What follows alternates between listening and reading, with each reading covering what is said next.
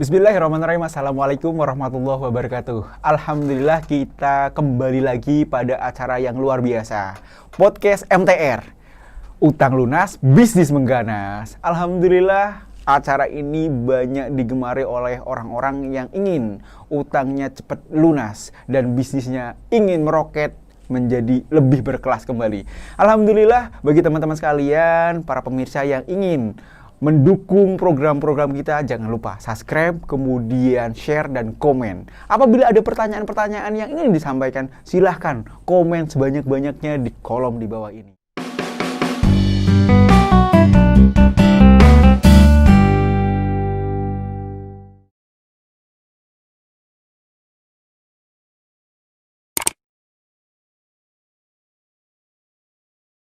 Nah, alhamdulillah seperti biasa kita kedatangan tamu yang luar biasa. Tamu yang akan bisa memberikan inspirasi dalam bagaimana cara kita untuk menyelesaikan utang piutang kita.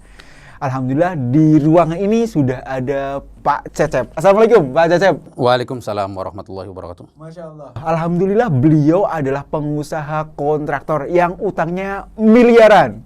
Beliau tidak berkenan disebutkan nilainya, namun menurut saya sangat fantastis nilainya. Alhamdulillah kita sudah kedatangan beliau dan mau berbagi sharing session tentang bagaimana penyelesaiannya, bagaimana yang harus dibangun ketika dalam proses penyelesaian. Begitu ya Pak Cecep ya? Betul. Pak, sekarang yang sedang digeluti di bidang apa nih Pak? Kontraktor ya Pak ya? Masih. Alhamdulillah, bismillahirrahmanirrahim. Assalamualaikum warahmatullahi wabarakatuh. Waalaikumsalam warahmatullahi wabarakatuh. Terima kasih Mas Budi sudah berkenan memanggil kami. Kayak kita diskusi ngobrol santai aja. Santai aja Pak. Jadi alhamdulillah kami, terutama saya, mengenal MTR itu dari YouTube. Dari YouTube ya? Ya. Tahun berapa itu Pak Yudi? Itu kurang lebih 2019. 2019. Ya. Jadi proses perkenalan antara September. Pak Cecep sampai sekarang berarti sekitar 1 tahun ya? Setahun ya kurang lebih. Jadi alhamdulillah terakhir itu saya ikut acara namanya PBTR, Platform Bisnis Tanpa Riba. Ya, terakhir dengan Bu Yuli kalau nggak salah ininya. Kurang lebih itu 3 hari ya, 3 malam. Nah alhamdulillah dari situlah saya berpikir bahwa apa sih ini MTR? Saya selalu berpikir bahwa ini mungkin investor yang mau memberikan dana untuk mengembangkan bisnis kita gitu. Kan biasanya suka perbankan. Ini saya berpikir ini ada satu komunitas yang istilahnya punya hutang tapi lunas gitu miliaran gitu. Tapi setelah saya alhamdulillah masuk, saya juga mungkin yang lain sih pakai kaos seperti saya. Tapi kalau saya pakai meja biasa. Karena saya berpikir ini mau ketemu investor gitu. Harus rapi, harus memastikan bahwa kita ini layak dibantu gitu. Tapi subhanallah bahwa setelah hari pertama dan kedua saya tersadarkan gitu. Saya mengembangkan bisnis perusahaan ini adalah Citra Mandiri Group. Bisnis saya adalah kontraktor. Saya mengembangkan bisnis kurang lebih udah hampir 12 tahun. 12 tahun sampai kemarin kita proses hijrah. Nah proses itulah yang saya berpikir bahwa ada yang salah dalam pengelolaan bisnis. Jadi kita secara ilmu bisnisnya paham, secara fikih muamalahnya nggak paham. Dan ini banyak ditemukan dari teman-teman juga bahwa mengembangkan bisnis tanpa memahami hukum Islamnya. Nah akhirnya di situ saya berpikir bahwa ini bukan mau minjaman uang, tapi kita disadarkan fundamental kita. Disitulah akhirnya saya berpikir bahwa tidak ada cara lain bahwa hutang adalah itu gerbangnya riba, dan riba itu Allah nggak ridhoi. Makanya disitulah saya berpikir, saya sudah bilang ke tim kami, termasuk ke istri, bahwa kita harus hijrah. Dalam artian meninggalkan itu semua, dan kita berbenah juga dari sisi bisnisnya. Jadi mungkin itu awal perkenalan saya dengan komunitas MTR. Perkenalannya tahun lalu, tahun 2019. 2019. Acara PBTR. PBTR. Salah persepsi di awal ya Pak ya? Betul. Salah persepsi di awal, berharap untuk mendapatkan bantuan. Betul. Tapi tidak mendapatkan bantuan sama sekali. Menyesal nggak Pak? Atau bagaimana? Justru mungkin cara Allah, karena selama setahun saya pencarian, kenapa sih bisnis kita ini seolah nggak berkah gitu. Jadi kalau misalkan ini ada saja proyek rugi dan sebagainya, mungkin kalau setelah transfer dan sebagainya, ini mungkin saya bilang cara Allah.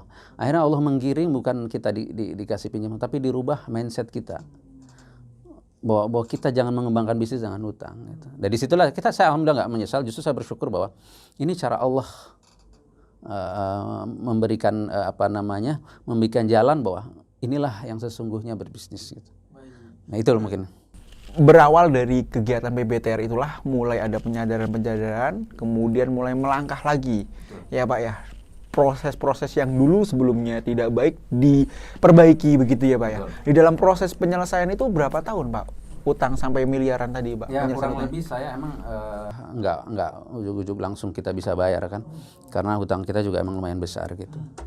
Jadi kalau bisa dibilang hutang dengan aset itu jelas jauh. Saya minta pendapat seperti apa.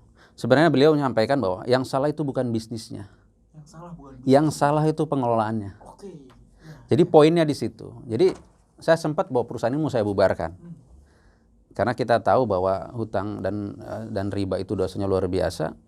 Tapi setelah kita diskusi, dan alhamdulillah saya ikut juga program-program MHBHB, terus BIM, CCKU dan sebagainya. Saya ikutin program di MTR. Dan itu alhamdulillah cukup bagus. Dan disitulah saya bagaimana berbenah, mengembangkan bisnis istilahnya dengan tanpa utang. Jadi ya alhamdulillah ilmunya itu di MTR.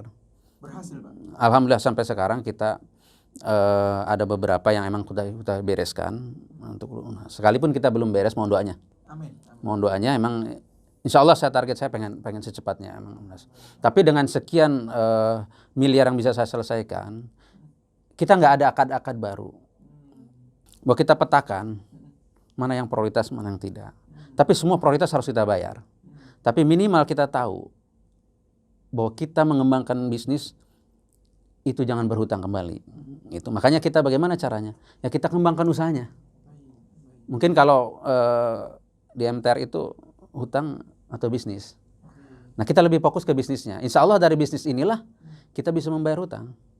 Nah itu yang kami lakukan. Perbaikan itu nggak bisa dari sisi kita. Jadi mungkin di sini kita diajarin juga fundamental itu. Bagaimana habluminallah habluminanas. Jadi hubungan kita dengan Allah dan hubungan kita juga dengan manusia. Nah kita agak proses itu memang nggak mudah Pak. Ya proses hijrah itu kita nggak mudah. Ya seperti kita ikan yang airnya langsung dikeringkan. Nah itulah proses kami dan saya yakin Allah akan memberikan jalan. Nah keyakinan itulah yang akhirnya saya berpikir bahwa pasti bisa. Dengan wasilahnya lah, itulah ilmunya di MTR. Fundamental kita yang dirubah, bagaimana mengembangkan bisnis jangan pakai hutang. Itu Mas. Masya Allah. Berarti memang prosesnya itu step-stepnya diajarkan oleh MTR secara detail ya Pak ya. Tadi ada kata-kata bahwasannya bisnisnya tidak bermasalah, tapi pengelolaan bisnisnya yang bermasalah, begitu ya? Ya. Betul. Pengelolaan yang semacam apa yang bermasalah, Pak? Jadi gini, mungkin selama ini ya, mungkin ini bisa juga pengusaha-pengusaha pemula ataupun yang sudah berjalan. Kita selalu berpikir bahwa mengembangkan bisnis dengan pinjaman itu sesuatu yang normal. Padahal itu memaksakan sebenarnya. Padahal kemampuan kita misalkan cuman 100 juta, tapi kita udah berutang 200 juta. Akhirnya disitulah yang salah itu bukan bisnisnya tapi pengelolaan. Kenapa pengelolaan salah? Karena mindset kita nggak pernah diajarkan bagaimana berbisnis dengan baik. Baik itu menurut agama. Nah, jadi disinilah yang emang harus kita tarik garis lurusnya bahwa kesalahannya itu dari pemahaman. Gitu. Jadi bisnis itu siapapun boleh. Mau sebanyak apapun silahkan. Tapi yang penting sesuai syariat. Kita sebagai orang Islam harus yakin itu. Karena sesuatu yang dilanggar pasti hasilnya tidak baik. Dan itu kita mengalami. Nah ini akan terjadi di mungkin pengusaha-pengusaha yang lain. Dia merasa udah kaya, karena dia selalu nilai kekayaan itu dengan fisik. Contoh realnya Pak? Nah contoh misalkan gini, kita lihat orang bikin gedung, mobil mewah dan sebagainya. Saya yakin kalau masih ada itu tinggal tunggu. Karena pada dasarnya pasti dipaksakan. Kalau toh hari ini masih bisa membayar sesuatu, karena itu akumulasi dari yang ada. Jadi pada dasarnya sebenarnya kesalahan itu adalah dari pemahaman. Karena dari kecil tidak pernah diajarkan apa itu halal dan haram. Nah, jadi kalau mungkin kita di buku merah ini ada, kalau kita tahu bahwa mohon maaf sebagai orang Islam daging babi itu haram, kita sampai hari ini tidak makan. Itu sama-sama dari Al-Quran gitu. Di Al-Quran juga sama bahwa riba itu haram, tapi kita lakukan juga. Nah disitulah bahwa pemahaman kita yang akhirnya harus sama-sama kita benahin. Dan saya alhamdulillah ada manfaatnya. Kami hijrah itu nggak bisa sendiri. Ibarat saya perusahaan ini gerbong, nggak bisa kita cuma suami istri. Alhamdulillah dengan saya disupport dari istri, ibu saya. Makanya ada 2 bidadari yang mendampingin kita. Yang pertama ibu, yang kedua istri. Insya Allah sampai hari ini beliau masih support saya. Jadi kami ada kemanfaatan. Gerbongnya panjang. Karyawan kita ada kurang lebih sekarang hampir 200 orang. Karyawan Bapak semua? Ya, termasuk di proyek dan sebagainya 200 orang. Dan proses itu Allah cuci. Siapa yang kuat dia ikut. Siapa mungkin yang nggak kuat dia keluar. Tapi biarkanlah itu semua cara Allah. Karena saya selalu berpikir bahwa Ustadz dan guru-guru kita juga jangan selalu pegang gelasnya terus. Karena kalau kita nggak pernah lepas, Allah tidak akan mengganti dengan gelas yang baru. Itu seperti itu mungkin proses kita. Jadi kita juga sama. Membenahi bisnis juga saya lihat mungkin di PBTR itu adalah namanya ITM. Ideal Target Market. Dalam bisnis itu bukan banyaknya. Makanya kami juga sekarang nggak banyak. Ada beberapa customer yang kami betul-betul kami maintenance. Kami punya tagline bekerja dengan niat. Nah, kedua bahwa kami solusi dari problem owner.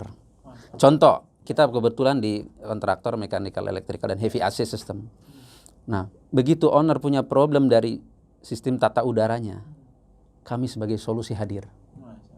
Jadi itulah yang kami jual. Makanya di MTR itu adalah namanya ITM, Ideal Target Market. Jadi kami mapping siapa customer kita dan layak kita layani. Karena mohon maaf, karena pemahaman yang dulu kami lakukan, semua pekerjaan kami ambil. Padahal mungkin cash in-nya itu nggak bagus perusahaan itu. Akhirnya kita memaksakan. Akhirnya kalau cash in-nya telat, berarti itu sumber masalah. Karena kita harus berhutang untuk nutupin cash in yang telat tadi. Jadi itu mungkin sepintas dari sisi masalah bisnisnya dan bagaimana kami pelan-pelan bisa keluar dari situ. Dan untuk berdakwahnya, alhamdulillah kami juga dengan teman-teman di MTR ini mencoba menyadarkan teman-teman. Saya kebetulan di Serang, kami buat komunitas. Sama MTR juga, teman Korwil ataupun Korda Serang. Alhamdulillah kita ada teman-teman di sana, ikut komunitas kami, coba pelan-pelan kami sadarkan. Kenapa? Kami wajib berdakwah. Karena tagline kami ada 4. Yang pertama ada pengusaha. Kedua ngaji. Ketiga dakwah. Keempat hijrah menghijrahkan. Hijrah menghijrahkan. Ya, jadi jangan cuma kita yang hijrah. Teman-teman kita itu wajib. Kenapa kita wajib? Karena kita rasa manfaatnya. Jadi mustahil kalau nggak ada rasa manfaatnya di komunitas itu pasti ditinggalkan. Ya sama, saya juga dulu mungkin beberapa klub saya ikutin klub-klub mobil dan sebagainya. Tapi kalau nggak ada manfaatnya pasti kita tinggalkan. Tapi di sini insya Allah hablum minallah hablum minannasnya kita ada. Ketika Bapak tidak meninggalkan MTR berarti MTR bermanfaat. Bermanfaat. Dan saya wajib kemanfaatan ini harus mereka teman-teman kita yang belum tersadarkan harus ada manfaatnya. Insya Allah mungkin di Banten sendiri banyak. Insya Allah udah ada beberapa yang emang kita semua berhijrah. Mohon doanya dari Pak Budi. Amin.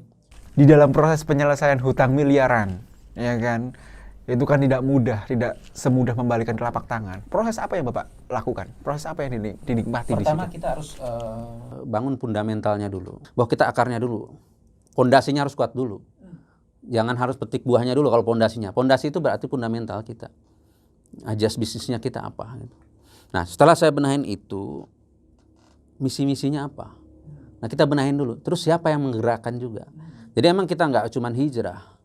Tapi mulai dari prosesnya kita meng-hire tim, membenahin tim yang ada, emang kita benahin semua. Itu dari sisi tim, internal kita benahin. Eksternalnya, terutama kan luar biasa tekanan dari punten ya kalau bilang rentenir, terus investor dan sebagainya. Dia kan mau hari itu lunas. Sedangkan kan kondisi kita belum siap atau belum punya mah. Nah kita negosiasi. Insya Allah di situ dengan pendekatan kita termasuk supplier dan sebagainya kita datengin. Kita yang safari lah ke mereka. Ya kita proses ini, kita minta waktu, dengan target dia cicil. Ya alhamdulillah akhirnya proses itu yang ada kita sekarang beli cash, yang lama kita cicil. Tetap ke supplier yang sama atau mungkin ke pemasok yang sama. Jadi kita istilahnya kalau di strategi saya ya kita berdakwah juga sama mereka. Gitu. Kita kasih juga pemahaman bahwa apa yang kita lakukan ini salah. Alhamdulillah ada beberapa teman-teman juga yang memahami itu dan mereka pelan-pelan juga tersadarkan.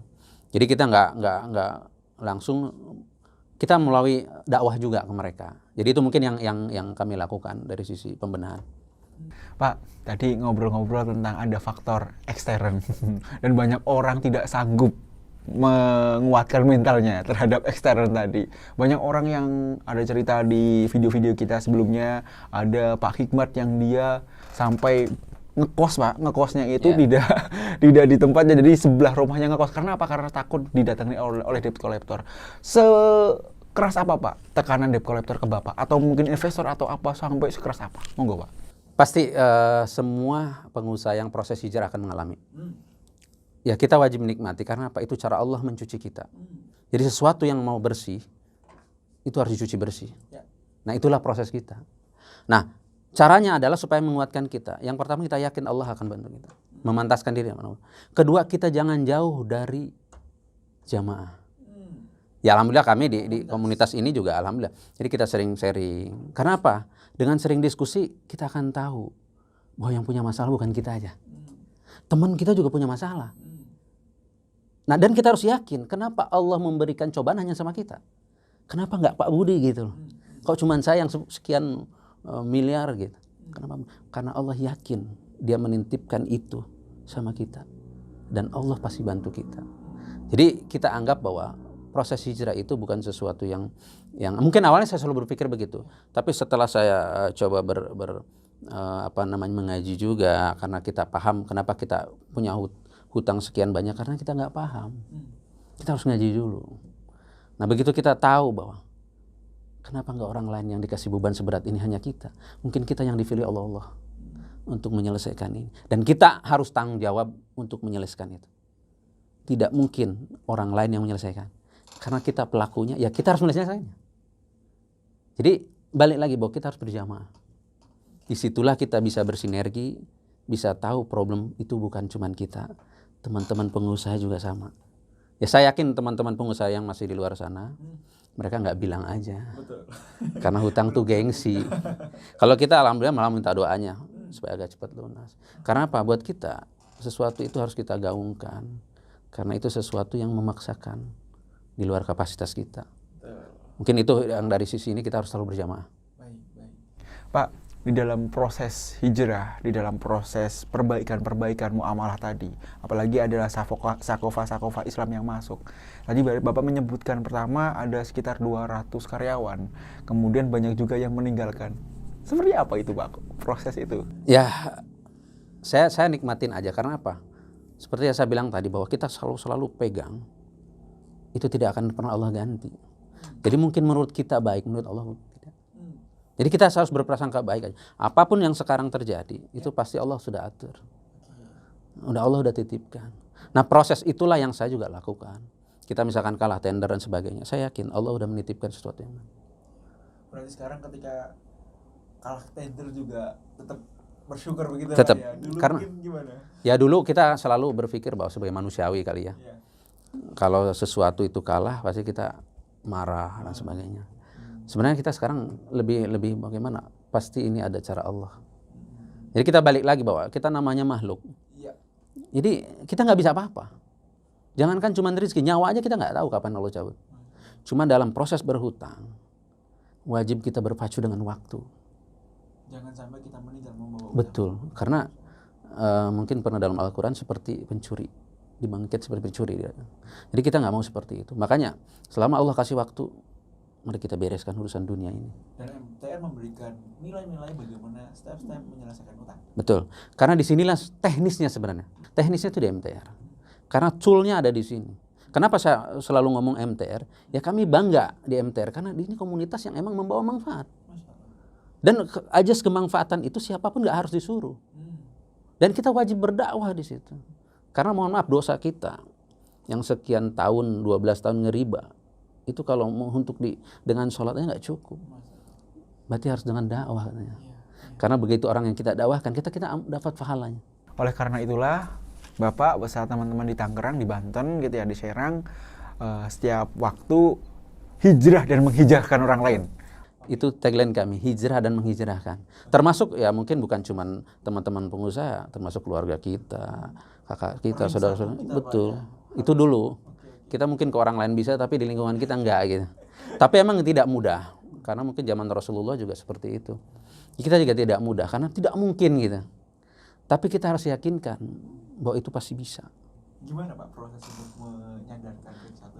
Sebenarnya begini, emang mereka juga nggak bisa ujuk-ujuk, pasti awalnya menolak. Mungkin kita tahu ada beberapa rekan-rekan saya juga yang dari Tangerang kan. Awalnya memang nggak percaya, tapi saya yakinkan tidak akan pernah bisa akal manusia menyelesaikan itu semua. Nah, dengan cara apa? Kita ajak ke kantor kita diskusi, kita ngobrol, pembenahannya seperti apa. Kita kasih contoh. Bahwa ini yang udah kami lakukan, apa hasilnya. Dan itulah yang ajas kemanfaatannya akhirnya ada. Alhamdulillah. Masya Allah. Berkenaan dengan buku merah, Pak. Mungkin Pak Cecep sudah baca buku merah. Mungkin ada yang mau di-sharing tentang buku merah gitu. Sebenarnya begini, buku merah ini tool buat kita.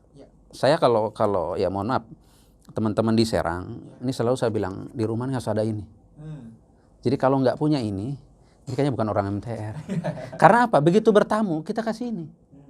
Karena di sini kita nggak cukup waktu untuk menyampaikan. Silahkan bawa pulang dan baca. Dan itu efektif Pak? Alhamdulillah efektif. Kenapa saya bilang? Karena kita setelah mereka baca, oh iya, ini kayaknya terasa dengan kehidupan saya sehari. Ya karena ini emang kisah nyata. Bukan istilahnya mengarang, mohon maaf saya bilang. Ini kisah nyata dan ini dirangkum di satu buku. Dan ini kita sajikan ke mereka. Kalau Anda lakukan ini, hasilnya ini. Nah ini itu yang efektif, yang emang harus kita sebarkan. Karena ya istilahnya Al-Quran itu bagian kita, cuman teknis bermuamalah untuk jangan sampai punya utang itu ada di sini. Jadi ini tool itu sangat efektif. Di sela-sela kesibukan berhijrah, pastinya kan perusahaan Bapak yang bergerak di bidang kontraktor harus sejalan juga. Ya kan, berjalan bisnisnya, berjalan juga untuk dakwahnya. Bagaimana untuk mengatur itu, Pak Cecep?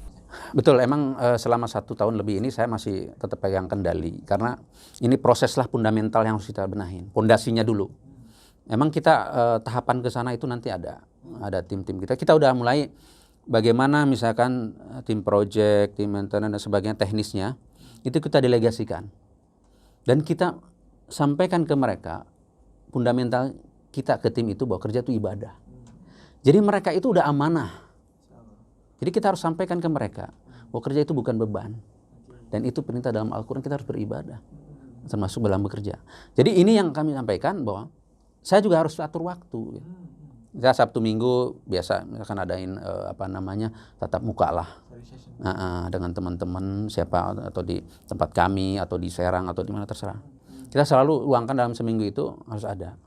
Itu bagian dari dakwah kita terhadap teman-teman kita gitu. Mungkin itu yang saya lakukan selama ini.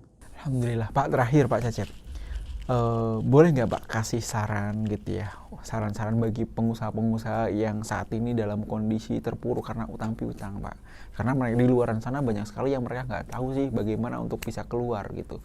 Saran-saran bagi mereka bagaimana, Pak? Oke. Mungkin pesan-pesan begini. Yang pertama, Anda harus yakin sama Allah. Itu dulu. Setelah Anda yakin, baru kita berikhtiar. Nah, jadi dengan keyakinan ini, kita berbisnis sesuai keahlian kita. Ya mohon maaf, mungkin orang berpikir COVID dan sebagainya. Kalau kita yakin, itu nggak ada yang mungkin buat Allah. Dia yang pertama kita yakin dulu sama Allah. Jangan berpikir logika. Nggak akan masuk. Kita berpikir bahwa bukan dengan cara kita, tapi dengan cara Allah. Jadi yakinkan dulu keyakinan kita terhadap Allah, baru kita maksimalkan ikhtiarnya. Ikhtiar itu harus maksimal, nggak boleh setengah-setengah. Dan bisnis itu harus fokus. Mohon maaf nih, banyak teman-teman mungkin sharing aja. Kadang-kadang saya juga dulu berpikir begitu.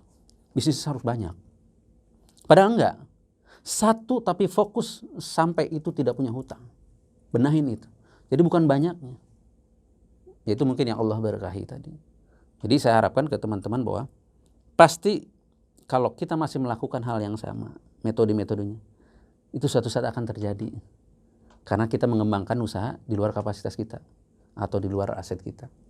Jadi fokus terhadap bisnisnya, kembangkan bisnisnya, banyaklah berkumpul dengan teman-teman, termasuk mungkin teman-teman di MTR, agar pengetahuan kita bertambah. Itulah yang bisa mungkin saya sampaikan. Ya, siap. Fokus terhadap bisnisnya ya, dan berkumpul dengan jamaah, dengan komunitas. Dan Pak Cecep menyarankan komunitas MTR ini adalah komunitas yang cocok untuk teman-teman sekalian bisa bergabung dan mempelajari ilmu di situ, begitu ya. Pak Cecep, terima kasih atas waktunya, atas sharing-sharingnya. Semoga usaha bisa terus berkembang, bergerak gitu. Kalau usaha sekarang bagaimana, Pak? Usaha mungkin boleh promosi ke teman-teman sekalian, promosi untuk usahanya. Oke. Ya. Mungkin usaha kami adalah kontraktor mechanical, electrical, spesialisnya di heavy AC. Heavy AC itu heating, ventilation, air conditioning system. Mungkin bisa nanti di website citramandirigroup.co.id itu di websitenya itu mungkin bisa itu akan terlihat kita value produk-produk kita apa aja. Jadi perusahaan kita itu satu bahwa kita menyajikan heavy AC itu standar BP POM. Itu value kita. Jadi misalkan pabrik makanan harus standar BP POM atau Departemen Kesehatan, karena di standar BP POM itu kan mengacu ke WHO. Jadi keamanan pangan dunia. Jadi kita mengacu, kita sajikan temperaturnya berapa, RH-nya berapa, humidity-nya berapa, kelas filternya harus berapa, kita siap. Jadi tagline kami perusahaan Citra Mandiri Group adalah owner punya problem, solusi dari kami. Khusus untuk AVAC. Alhamdulillah. Barakallah Pak Cecep, semoga usahanya terus berkembang naik dan utangnya segera lunas. Amin.